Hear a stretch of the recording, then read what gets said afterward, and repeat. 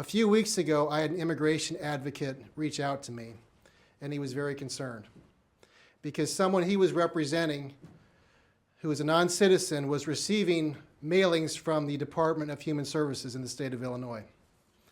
And those mailings were to be filled out in order for her to receive her benefits from the state of Illinois.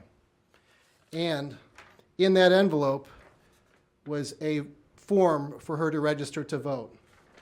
On the back of this form, it is already addressed to her local county clerk. The question is why is DHS sending people whom they know are not eligible to vote registration forms in order to vote?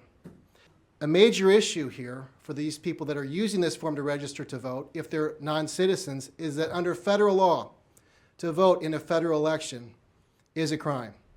And not only is it a crime, it is one of the small amount of crimes that if you commit this, you will never be a U.S. citizen.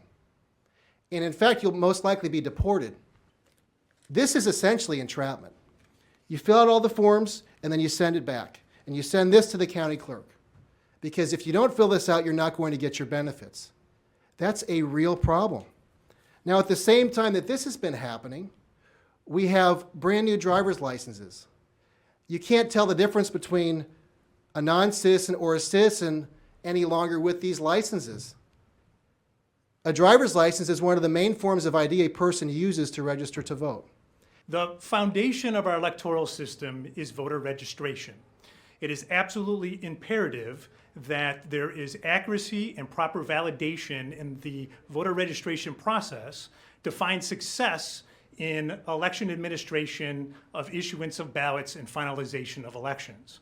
So what we're doing on the front side in voter registration of ensuring those that are qualified to be able to take part in our elections is absolutely critical.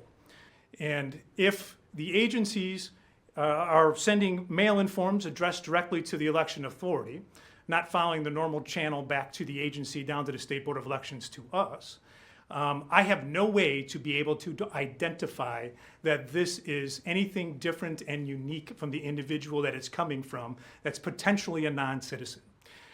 The system of portal doesn't give us that information, even though the information is available.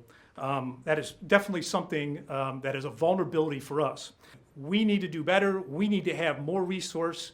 We need to have more information that is available to us to ensure that we're doing this proper so that everyone in the state of Illinois can be proud in the outcome of our elections. I'm going to be introducing a bill in the next session that allows for county clerks to access a database that has to be created by the Secretary of State for anyone who gets a driver's license in the state and lets them know whether or not this person is eligible to vote or not. Because right now these people register to vote. They have no way of knowing if they actually can vote, and there is no way to stop a vote once it has been cast.